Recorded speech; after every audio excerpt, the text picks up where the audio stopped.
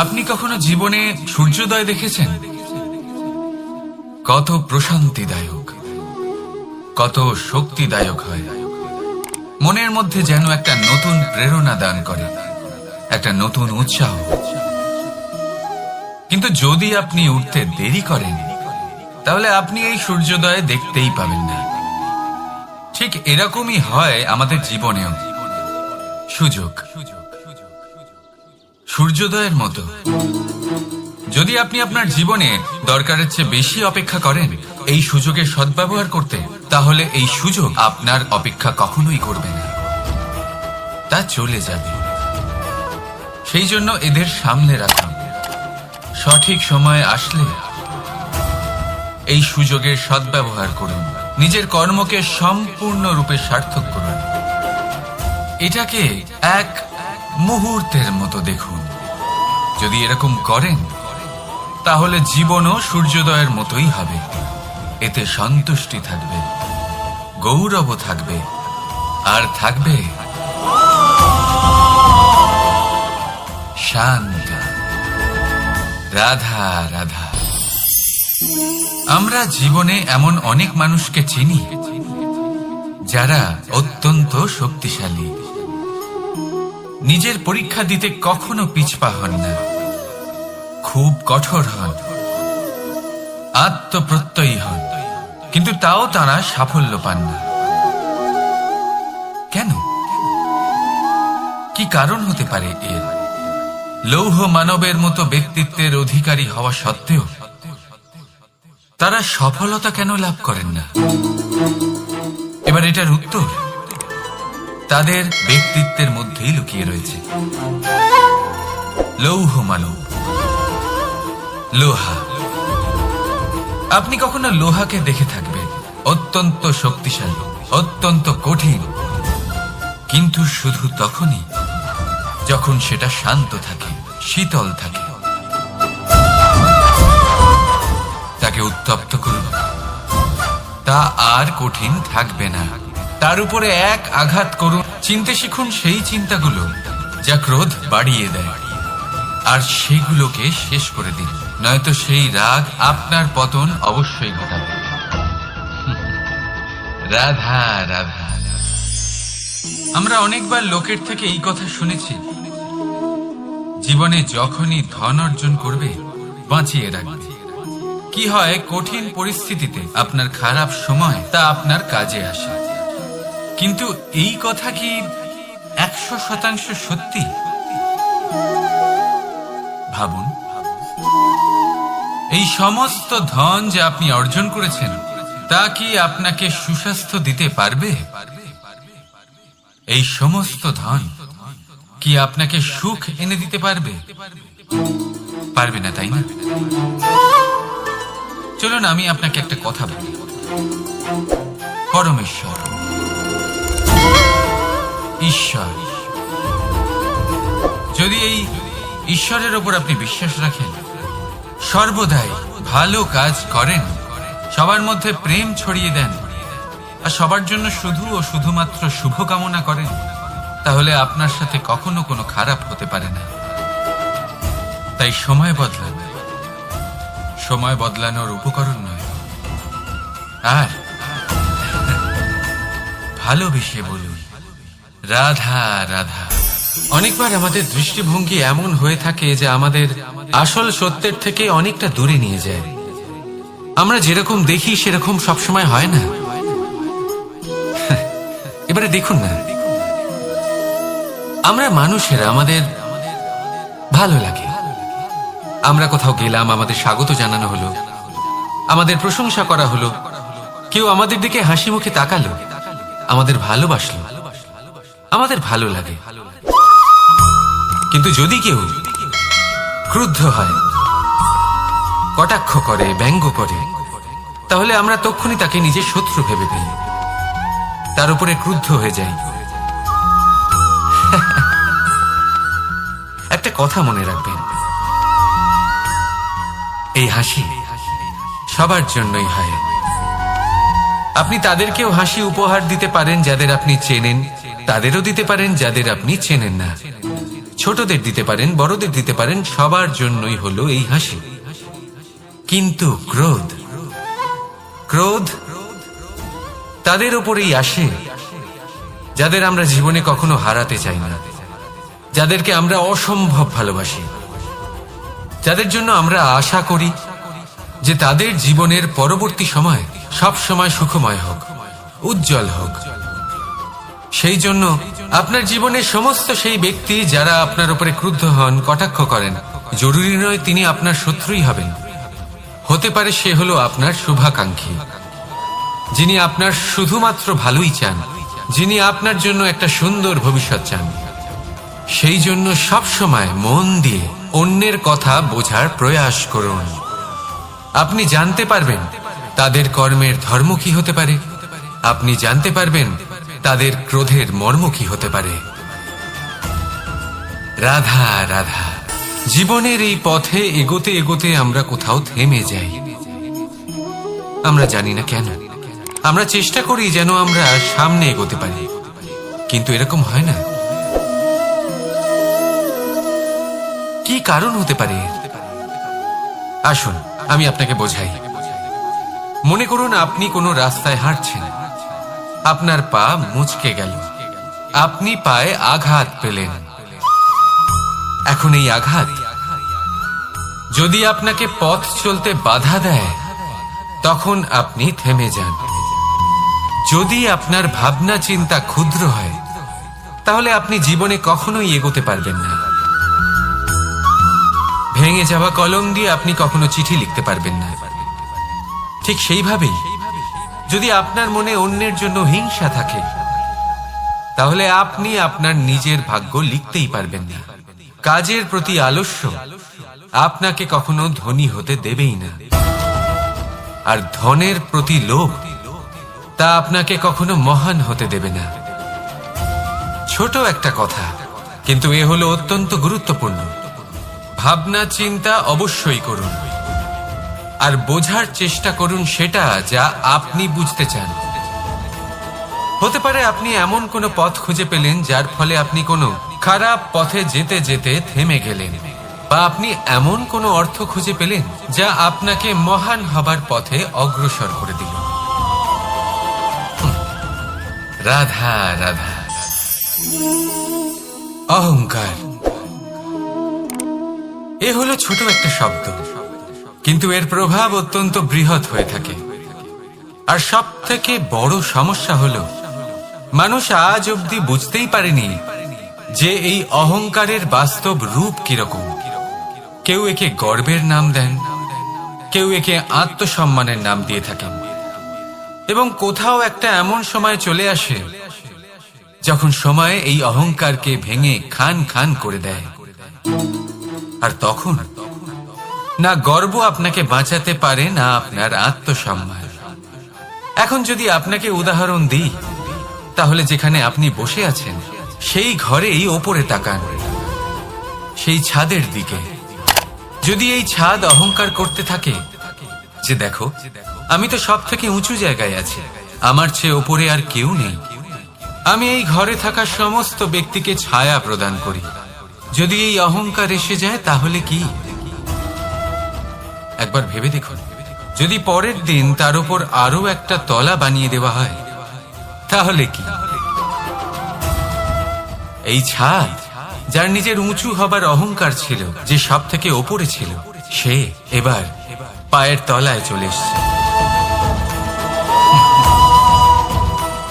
এটাই হয়ে থাকে। মনে কখনোই অহংকার পোষণ করবেন না। যদি মনের মধ্যে কিছু রাখতে চান, তাহলে প্রেমের ভাব রাখুন, স্নেহ রাখুন। এই অহংকারকে আপনি যা ইচ্ছে নাম দিন, গর্ব হোক, আত্মসম্মান হোক, এর দ্বারা আপনার কোনোভাবেই কোনো লাভ হবে না। তাহলে এই অহংকারকে ত্যাগ করুন, আর আমার সাথে ভালোবেসে বলুন রাধা রাধা। একটা সিদ্ধান্ত।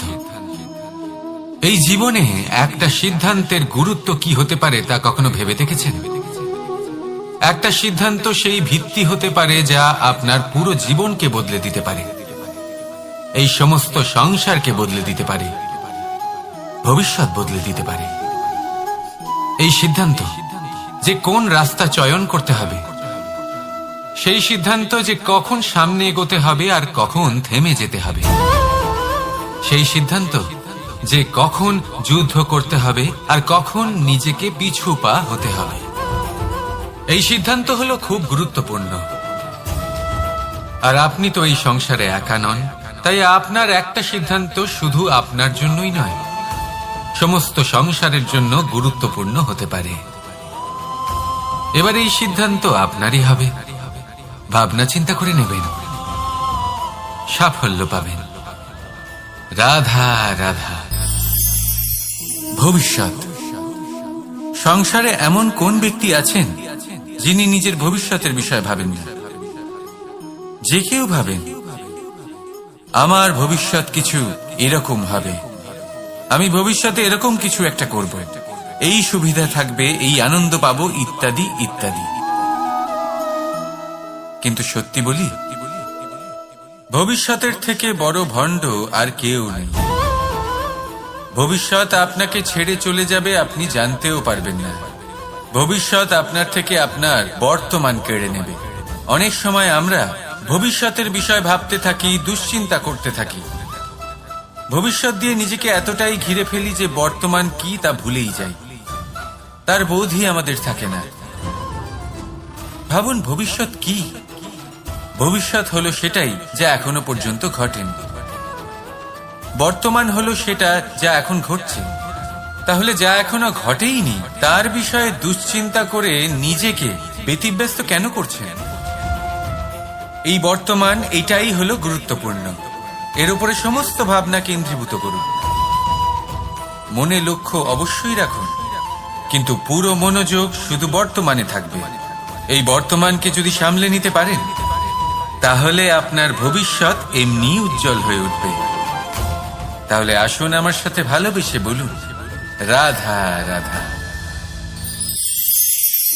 সময়। কথায় আছে, আমাদের জীবনের প্রত্যেক মুহূর্ত স্বর্ণের মতো হয়। এবার হয় আমরা একে নিজেদের কাছে রাখতে পারি, বা একে আমরা চলে যেতে দিতে পারি। কারণ এই ছোট ছোট মুহূর্তই আছে যা আমাদের জীবনকে গড়ে তোলে। এখন এই জীবন কেমন হবে তা আমাদের উপর নির্ভর করে।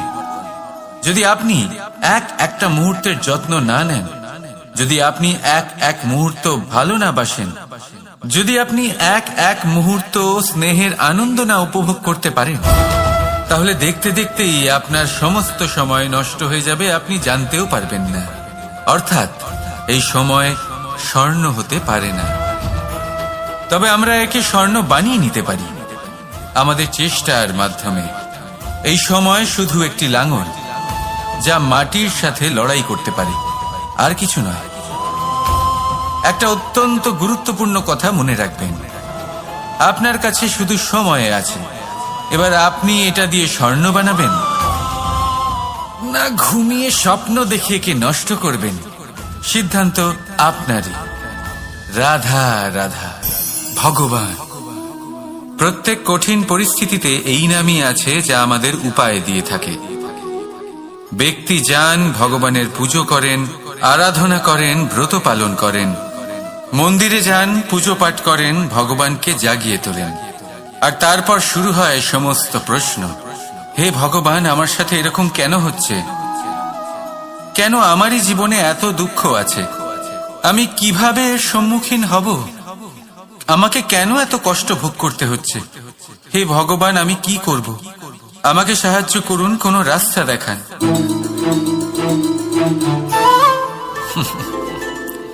চলুন আমি আপনাকে একটা প্রশ্ন করি। মন্দিরে যাওয়ার চেষ্টা করার আগে আপনি কি জীবনে ততটা চেষ্টা করেছেন যতটা সেই সমস্যাকে দূর করার জন্য দরকার ছিল? দ্বিতীয় প্রশ্ন, ভগবানকে জাগানোর পূর্বে আপনি কি নিজেকে জাগিয়ে তুলেছেন?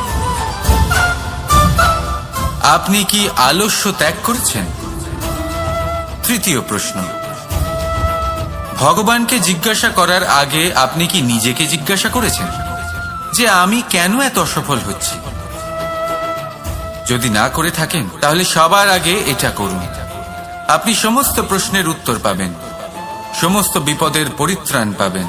অন্য কোথাও নয়, নিজের ভেতরে তাকিয়ে দেখুন। চেষ্টা করুন নিজেকে জাগিয়ে তোলার।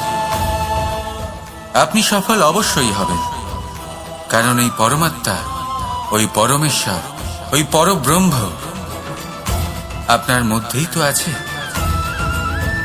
রাধা রাধা। নাম। জন্মগ্রহণের পর মানুষের জন্য এই নাম অত্যন্ত গুরুত্বপূর্ণ হয়। মাতা, পিতা, পুরোহিত সকলেই সেই অক্ষর খুঁজতে শুরু করেন যা দিয়ে আপনার নাম শুরু হবে। কিন্তু নাম আর রাশি এক হয়ে গেলেই কি সব কিছু ঠিক হয়ে যায়?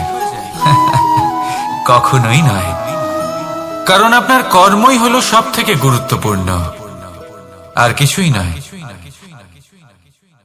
দেখুন, এই নিয়তিও আপনার কর্ম অনুযায়ী আপনার ভবিষ্যৎ সুনিশ্চিত করে।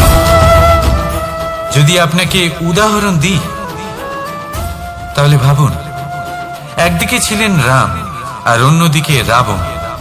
দুজনেরই নাম শুরু হয় র দিয়ে, কিন্তু একজন পেলেন এক ভয়ানক পরিণতি আর অন্যজন সমগ্র সংসারের মনে চিরস্মরণীয় হলেন।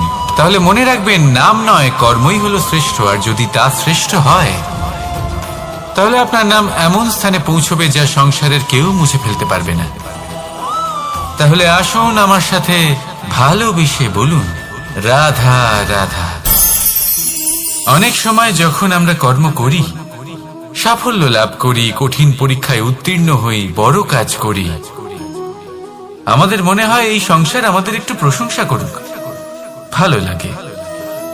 অনেকবার মনে হয় এটা হলো আমাদের কর্মের ফলই বটে, আমরা আনন্দ পাই। কিন্তু যখন আমরা এই প্রশংসা পাই না, তখন কি হয়? আমরা দুঃখী হয়ে যাই, ভেঙে পড়ি। মনে হয় যেন আমার জন্য কেউ চিন্তাই করে না। এমন মনে হয় যেন আমাদের আনন্দে অন্য কেউ আনন্দই পায় না। অনেক রকম ভাবনা আসে। কিন্তু আমি আপনাকে একটা প্রশ্ন করতে চাই, আপনি যে কাজই করেন না কেন, যে কর্মই করেন না কেন, তা কি শুধুমাত্র প্রশংসার জন্য করেন? যদি এরকম হয়ে থাকে তাহলে সেই ভাবনা এক্ষুনি ত্যাগ করুন, কারণ এই প্রকৃতি আমাদের অন্য শিক্ষা দেয়।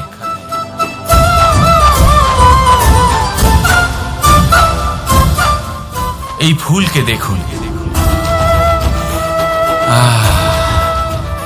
এই যে ফুলের সুবাস, যা আমার মনকে উচ্ছ্বসিত করে তোলে, মনে শক্তির সঞ্চার করে, এই সুগন্ধ। কিন্তু ভেবে দেখুন, ফুলের কিন্তু এই কাজ করার জন্য কোনো প্রশংসারই প্রয়োজন হয় না। এটাই হলো প্রকৃতির শিক্ষা। যিনি সৎ হন, সৎকর্ম করেন, তার কোনো প্রশংসার প্রয়োজন হয় না, কারণ ওনার কর্মই হলো ওনার সুবাস। মনে রাখবেন, আতর নকল ফুলে দেওয়া হয়, প্রকৃত ফুলের তার কোনো প্রয়োজন হয় না। সেইভাবেই আপনিও কর্ম করতে থাকুন শুভ চিন্তা নিয়ে। এই মনকে সব সময় শান্ত রাখুন, স্বচ্ছ রাখুন। যদি এরকম করেন তাহলে আপনার কর্ম এমন সুবাস ছড়াবে যে আপনার জীবনে শুধু এবং শুধুমাত্র আনন্দই থাকবে। তাহলে এই আনন্দ সহকারে বলুন, রাধা রাধা। এই সংসারে এমন কোনো পর্বত নেই যা এতটাই উঁচু যে মানুষ তার শিখরে পৌঁছতে পারবে না, তাকে অতিক্রম করতে পারবে না। এই সংসারে এমন কোনো সাগর নেই যা কিনা এতটাই গভীর যেখানে মানুষ তার তলদেশে পৌঁছে ফিরে আসতে পারবে না। একটা ছোট্ট বরফের টুকরো পর্বতের শিখরে গলে গিয়ে বইতে থাকে, আর দেখতে দেখতেই তা মহানদী গঙ্গায় পরিবর্তিত হয়। এর কারণ কি? এর কারণ হলো প্রচেষ্টা, প্রারব্ধ নয়। এই প্রচেষ্টাই সুনিশ্চিত করে যে আপনার প্রারব্ধ কি হবে। এই সমস্ত কিছু হলো প্রচেষ্টা আর প্রারব্ধের খেলা। আপনার প্রচেষ্টা যেরকম হবে, আপনার প্রারব্ধও সেরকমই হবে। আর আপনার প্রচেষ্টা যদি উচ্চ মানের হয়, তাহলে প্রারব্ধকে আপনার সামনে নত হতেই হবে। কি বলেন? তাহলে আসুন আমার সাথে ভালোবেসে বলুন, রাধা রাধা। অনেক সময় মানুষ অতীতকে দেখেন, আর তখন অহংবোধে পরিপূর্ণ হয়ে ওঠেন। কখনো বর্তমানের দিকে তাকান, ভবিষ্যতের দিকে তাকান, আর পরিতৃপ্তিতে ভরে ওঠেন। কেন বুঝতে পারেন না একটা সহজ কথা? এই যে সৃষ্টি, এই সৃষ্টি হলো একটা বড় চক্র, যা বারংবার আপনার কাছে ফিরে আসবেই। কঠিন থেকে কঠিনতর পরীক্ষায় আপনাকে নিযুক্ত করবে, যাতে আপনাকে উত্তীর্ণ হতেই হবে। যা কাল ছিল তা আজ নেই, এটা সবাই জানেন। যা আজ আছে তা হয়তো কাল থাকবে না, এটাও আপনাকে মেনে নিতে হবে, তাও আবার হাসি মুখে। শান্ত থাকতে শিখুন, আর কখনো এই মনের মধ্যে অহংকার উৎপন্ন হতে দেবেন না। হতে শিখুন সেই হিমবাহের মতো। হয়তো এই জন্যই এত শীতল থাকে, কারণ ও জানে গতকালও জল রূপে ছিল, আজ বরফ রূপে হয়তো আছে, কিন্তু কাল পুনরায় সে জলেই পরিণত হবে। নিজেকে শান্ত রাখুন। হয়তো আজ আপনি সাফল্যের শিখরে আছেন, হয়তো বা নেই। আপনাকে প্রত্যেক দিন অবশ্যই দেখতে হবে। শুধু নিরন্তর প্রচেষ্টা করতে থাকুন, প্রত্যেক পরিস্থিতির জন্য তৈরি থাকুন, আর একে ভারসাম্যে রাখতে শিখুন। আপনার কাল হোক, আজ হোক বা আগামীকাল, আপনার ভালো দিন হোক বা খারাপ দিন, সব পবিত্র হয়ে যাবে। তাহলে আসুন আর আমার সাথে ভালোবেসে বলুন, রাধা রাধা। দোল উৎসবে এই সমগ্র সংসার রং নিয়ে খেলা করে, কিন্তু এই রঙের সারমর্ম এই সংসার কি জানে? কখনো দেখেছেন একটা চিন্তিত মুখ শুধুমাত্র রঙের স্পর্শ পেয়ে আনন্দিত হয়ে ওঠে? দোলে আমরা কি করি? পুরাতনকে ত্যাগ করি আর নতুনকে স্বাগত জানাই। শিশিরকে বিদায় জানিয়ে এক নতুন ঋতুকে আগমন জানাই। দুশ্চিন্তা দূর করে আসার নতুন রঙে রঙিন হয়ে ওঠা, নিজেকে আনন্দিত করা, এটাই তো হলো দোল। এবার দোলের একটা ব্যাপার আছে, দুটো রঙে একসাথে রঙিন হওয়া যায় না। একটা রং উঠলে তবেই আর একটা রং লাগা সম্ভব। আরো একটা প্রশ্নও রয়েছে, কোন রংকে তুলে দিয়ে কোন রং মাখানো যেতে পারে? যদি আপনাকে উদাহরণ দিই, লোভের এই রং, তা যতক্ষণ লেগে থাকবে আনন্দের রং লাগতে পারবে না। যা হয়েছিল দ্বারকাবাসী এবং সামন্তক মণির মধ্যে। ভ্রান্তির রং যতক্ষণ লেগে থাকবে সত্যের রং লাগতে পারবে না, যা হয়েছে রুক্মিণীর সাথে। আর হিংসার এই রং যতক্ষণ লেগে থাকবে প্রেমের রং ততক্ষণ লাগতেই পারবে না, যা হয় আপনার আমার সবার সাথে। তাহলে আসুন একসাথে মিলে দোল পালন করি এবং সবকিছুর উপরে বিজয় লাভ করি। অন্ধকারের স্থানে আলো, ভ্রান্তির স্থানে সত্যের, হিংসার স্থানে প্রেমের, আর লোভের স্থানে আনন্দের এই সুন্দর রং মাখাই। শত্রুতা, ঘৃণা, হিংসা, এই সব কিছু ত্যাগ করি আর সকলের সখা হয়ে উঠি। আর ভালোবেসে বলি, শুভ দোল। হ্যাঁ, ওটা তো আমরা অবশ্যই বলবো, রাধা রাধা। সংসারে অনেক সময় এরকম হয় যে আমরা খুব সমস্যায় থাকি, খুব বিপদের মধ্যে থাকি। আর সেই সমস্ত মানুষ যারা আমাদের কাছের মানুষ, আমাদের আপনজন, তারা আমাদের ত্যাগ করে চলে যান। আমরা এই সময় দুঃখ পাই, নিরাশ হয়ে পড়ি এবং একা একাই সেই সমস্যাকেও কাটিয়ে উঠি। এবার পরিস্থিতি যেমন খুশি হোক না কেন, সেই সব মানুষ যারা এমন সময় আপনাকে ত্যাগ করেছেন, তাদের প্রতি ক্রুদ্ধ হওয়া, অভিমান করা, এটা অনুচিত। আমি বলবো তাদের প্রতি কৃতজ্ঞ থাকুন। আমি বলবো তাদের ধন্যবাদ জানান যে তারা এমন সময় আপনার সঙ্গ ত্যাগ করেছেন যখন আপনার তাদের সব থেকে বেশি প্রয়োজন ছিল। কারণ দেখুন, হয় তাদের বিশ্বাস ছিল যে আপনি নিজেই এই বিপদ থেকে বেরিয়ে আসতে পারবেন, বা তাদের ত্যাগ করার জন্য আপনি নিজের উৎসাহ বাড়িয়ে তুললেন, আপনি নিজের শক্তি বাড়ালেন এবং নিজে সেই সমস্যা থেকে বেরিয়ে আসলেন। নিজের খারাপ সময়কে আপনি নিজেই ভালো সময় করে তুললেন। শেষ পর্যন্ত আপনি আরো শক্তিশালী হয়ে উঠলেন, আরো শ্রেষ্ঠ হয়ে উঠলেন। আর এটাই তো আপনার বিজয়, যার কারণ হলো তাদের আপনাকে ত্যাগ করা। তাহলে তাদের ধন্যবাদ জানান আর আমার সাথে ভালোবেসে বলুন, রাধা রাধা।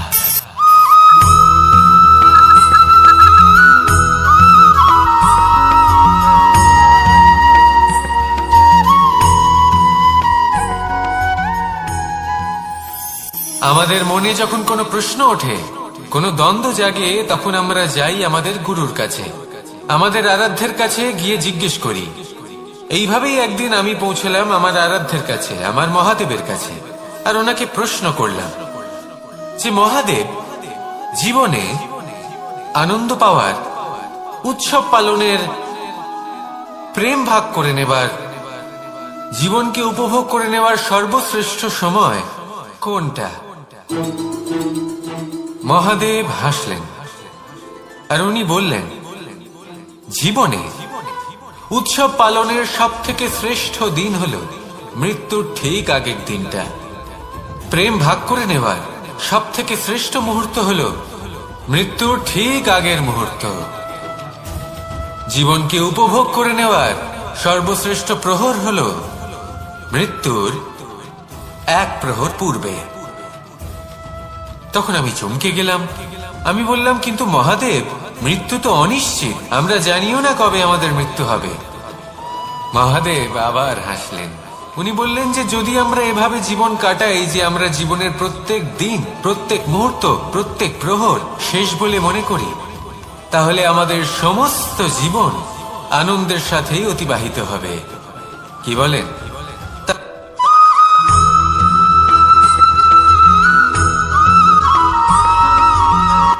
সংসারে আমাদের জীবনে যখন কোনো সুখ বা দুঃখ আসে, তার জন্য আমরা কাউকে না কাউকে অবশ্যই দায়ী করে থাকি, তাই না? এই ব্যক্তি আমাদের সাথে এরকম কাজ করেছেন, তাই আমার সাথে এমন হলো। ওই ব্যক্তি যদি এমনটা না করতেন, তাহলে আজ আমি ওই স্থানে পৌঁছতে পারতাম। সবই আপনার দৃষ্টিভঙ্গির ওপর নির্ভরশীল, আর যদি আপনার দৃষ্টিভঙ্গি এমন হয়, তাহলে তা অনুচিত। সত্যি কথা বলতে, এই সংসারে ভিন্ন ভিন্ন ধরনের মানুষ আছে। এটা আপনার উপর নির্ভর করছে কিভাবে তাদের স্বাগত জানাবেন। একবার ভাবুন, আমি আমার দুটো হাত সামনে নিয়ে এলাম, দুটো মুঠো খুলে দিলাম। দুই প্রকারের মানুষ আসবেন, কিছু না কিছু দিয়ে যাবেন। এই মুঠো যদি আমি বন্ধ করে দিই, তাহলে না কেউ আমাকে কিছু দিতে পারবে, না আমার কিছু যাবে আসবে। নিশ্চয়ই বুঝতে পারছেন এই দুই ধরনের ব্যক্তি কারা এবং তারা কি দিয়ে যান। আমি যদি নিজের মুঠো খুলে দিই, তাহলে কিছু ভালো মানুষ আসবেন, আমাকে আনন্দ, সন্তুষ্টি, জ্ঞান প্রদান করে যাবেন, ভালো অভিজ্ঞতা দিয়ে যাবেন। কোনো খারাপ ব্যক্তি যদি আসেন, তাহলে তিনিও খারাপ অভিজ্ঞতা দেবেন, যার থেকে আমি শিক্ষা লাভ করব। এই সব কিছু আমি লাভ করতে পারি। মুঠো যদি বন্ধ করে রাখি, তাহলে আমি কিছুই পাবো না। দেখুন, এই সংসারে প্রত্যেকের জীবনে এরকম। প্রত্যেকের জীবনে সবকিছুই আছে, ভালো খারাপ দুই মানুষই আছে, ভালো অভিজ্ঞতা আছে, খারাপ অভিজ্ঞতা আছে। নির্ভর করছে আপনার উপর যে আপনি কি করবেন, এনাদের স্বাগত কিভাবে জানাবেন, কার থেকে কি বুঝবেন, কি শিখতে পারবেন, আর কোন দৃষ্টিভঙ্গি নিয়ে অগ্রসর হবেন। এটাই নির্ধারণ করবে যে আপনার জীবন কেমন হবে। আসুন আমার সাথে ভালোবেসে বলুন, রাধা রাধা।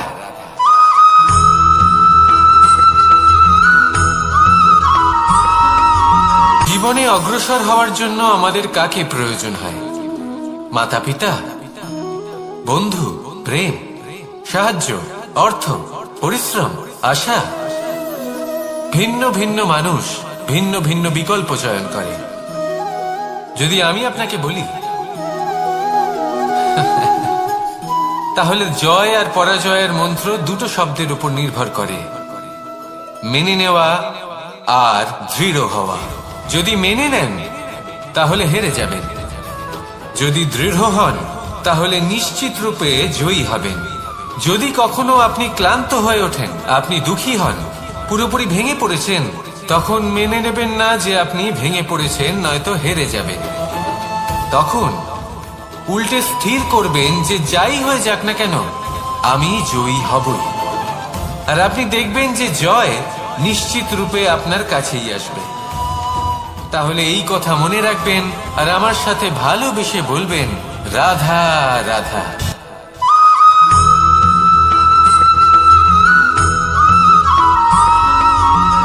ভালো, শুধু ওনাদের কঠোর ব্যবহার দেখলে আমরা একটু ভয় পেয়ে যাই। এবার ওনাদের এই কঠোর ব্যবহার আমাদের ভালো না লাগলেও অত্যন্ত আবশ্যক, কারণ মাতার থেকে আমরা যে শক্তি লাভ করি তা যেন নিয়ন্ত্রণ হারিয়ে বিধ্বংসী না হয়ে ওঠে, আমরা যেন কোনো কুপথে না চলে যাই, আমরা কখনো যেন দোষ না করে ফেলি। শুধু সেই জন্য পিতা এবং গুরু একটু কঠোর হয়ে ওঠেন, এবং ওনাদের এই কঠোর আচরণ ভবিষ্যতে গিয়ে আমরা অবশ্যই বুঝতে পারি। জীবনে কিছু বছর আমরা এগিয়ে যাই আর তারপর আমরা বুঝতে পারি যে বাবা এবং গুরু আমাদের যথেষ্ট ভালোবাসতেন, কিন্তু ওনাদের ভালোবাসার বহিঃপ্রকাশ আলাদা। প্রয়োজনীয় হলো এটা দেখার, এটা বোঝার যে শুরু থেকে আমাদের প্রতি ওনাদের আচরণ কেমন ছিল। ওনাদের কঠোর হওয়ার পেছনে ওনাদের ভালোবাসাটা বোঝার চেষ্টা করুন, ওনাদের চিন্তাটা বোঝার চেষ্টা করুন, ওনাদের পথপ্রদর্শনের আড়ালে আপনার ভবিষ্যতের জন্য যে পরিকল্পনা ওনারা করেছেন সেটা বোঝার চেষ্টা করুন। তখন আপনারা বুঝতে পারবেন ওনাদের ভালোবাসাকে। আপনার মনের মধ্যে আপনা থেকেই ওনাদের প্রতি সম্মান জেগে উঠবে। নিজের পিতা এবং নিজের গুরু এই দুজনের প্রতি কৃতজ্ঞতা প্রকাশ করুন আর আমার সাথে ভালোবেসে বলুন, রাধা রাধা।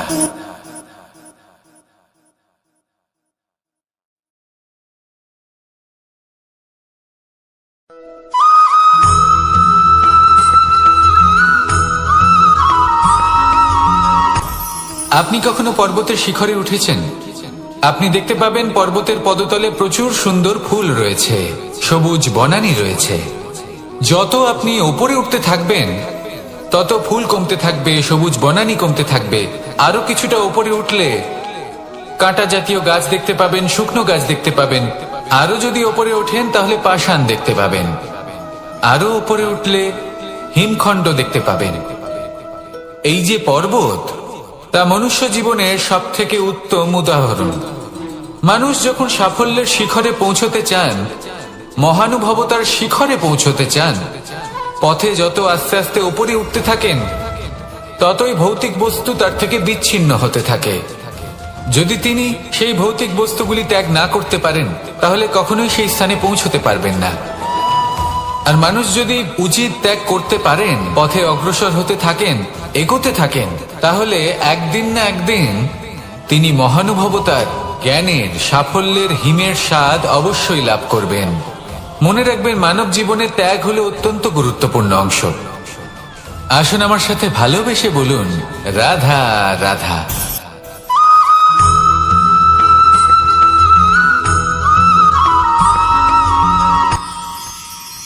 মানুষ তার জীবনে দুই ধরনের পরিস্থিতিকে খুব ভয় পায়।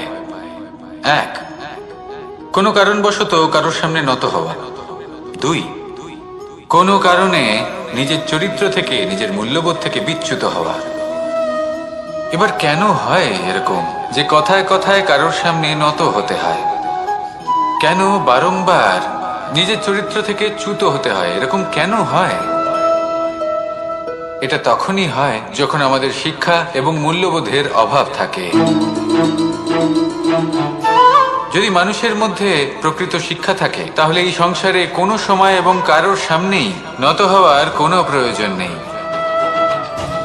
যদি মানুষের মধ্যে মূল্যবোধ থাকে তাহলে তাকে নিজের মূল্যবোধ বা চরিত্র থেকে বিচ্যুত হতে হয় না, তা সে যাই হয়ে যাক না কেন। কোনো বালককে যদি জন্ম থেকেই সুশিক্ষার অধিকারী করা হয়, শিক্ষিত করা হয়, মূল্যবোধের অধিকারী করা হয়, তবে সে এই সংসারে এমন কর্ম করবে যাতে সে নিজেকে, নিজের পরিবারকে, সমগ্র সমাজকে গর্বিত করতে পারে। শিক্ষা লাভ করুন, মূল্যবোধ লাভ করুন এবং আমার সাথে ভালোবেসে বলুন, রাধা রাধা।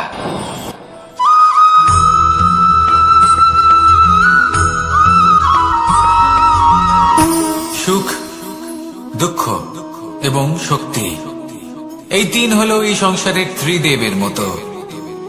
আমাদের জীবনে যা কিছু ঘটছে এই তিনটির ভিত্তির উপরেই হচ্ছে। আসলে এই সংসারের একটা নিয়ম আছে, যখনই আপনি কিছু লাভ করেন এই সংসার আপনার পরীক্ষা নেয়।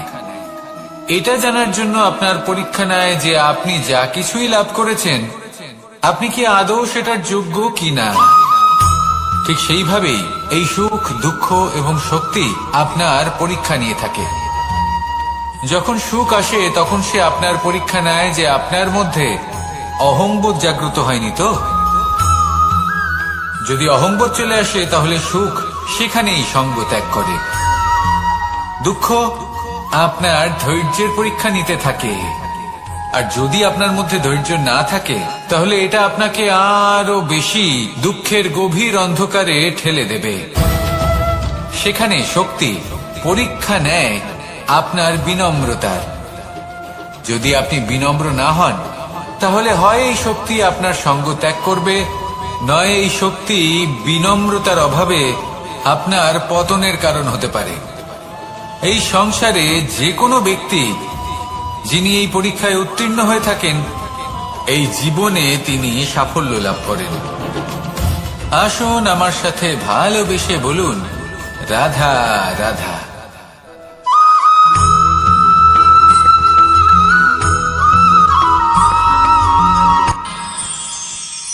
আমরা সবাই সূর্যকে সম্মান কেন করি? কারণ আমরা জানি যে সন্ধেবেলা যখন সূর্যাস্ত হবে তখন শুধুমাত্র অন্ধকার বাকি থাকবে। ঠিক কিছুটা এরকমই হয় আমাদের মাতা পিতাও, যিনি আমাদের জন্ম দেন, আমাদের ভরণ পোষণ করেন, আমাদের বড় করেন, আমাদের প্রেম প্রদান করেন। কখনো কখনো তাদের মুখ থেকে কটু কথা নিঃসৃত হয়, আমাদের দুঃখ হয়, কিন্তু তখন আমাদের এটা বোঝা উচিত এগুলি নিঃসৃত হচ্ছে আমাদেরই মঙ্গলের জন্য। যেমন সূর্যদেব, উনিও উত্তাপ দিয়ে থাকেন আমাদেরই মঙ্গলের জন্য, যাতে ফসল পাকতে পারে, যাতে জল বাষ্প হয়ে মেঘ হতে পারে, বৃষ্টি হতে পারে, আর এই সংসারে নিরন্তর জলের প্রবাহ থাকে। আমাদের মাতা পিতা, তাদের কঠোর আচরণ, তাদের কঠোর অনুশাসনের পেছনে লুকিয়ে থাকে ওনাদের ভালোবাসা। আমাদের তা বুঝতে হবে, সসম্মানে ওনাদের গ্রহণ করতে হবে। কারণ ঠিক সূর্যাস্তের পরে যেমন চতুর্দিক অন্ধকারচ্ছন্ন হয়ে যায়, তেমনি আমাদের জীবন থেকে যখন আমাদের মাতা পিতা চলে যায় তখন আমাদের জীবনেও শুধু এবং শুধুমাত্র অন্ধকারই ছেয়ে থাকে। সেই জন্য নিজের মাতা পিতাকে সম্মান করুন, ওনাদের ভালোবাসা প্রদান করুন। এই মন আর এই জীবন প্রসন্ন হয়ে বলবে, রাধা রাধা।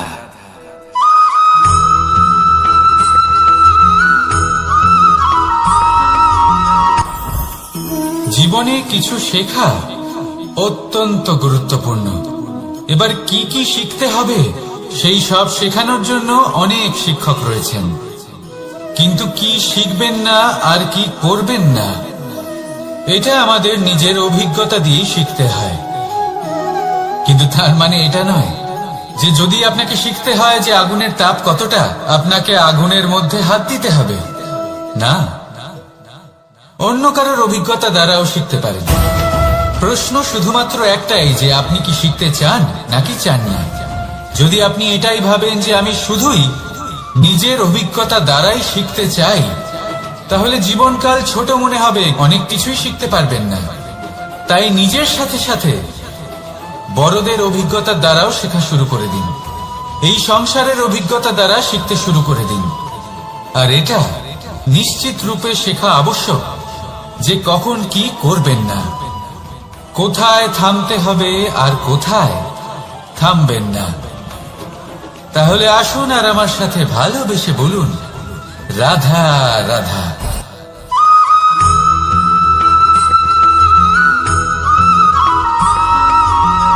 এই সংসারে সব থেকে বেশি কোমল বস্তু হলো রেশম।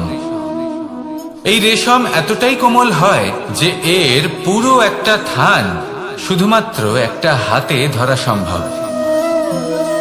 কখনো ভেবে দেখেছেন এই রেশম কিভাবে হয়? একটি কীট তার লালার দ্বারা উৎপন্ন হয়। এই কীট সেই রেশমকে পাক দিতে থাকে, পাক দিতেই থাকে, দিতেই থাকে, আর আস্তে আস্তে তার মধ্যেই জড়িয়ে পড়ে।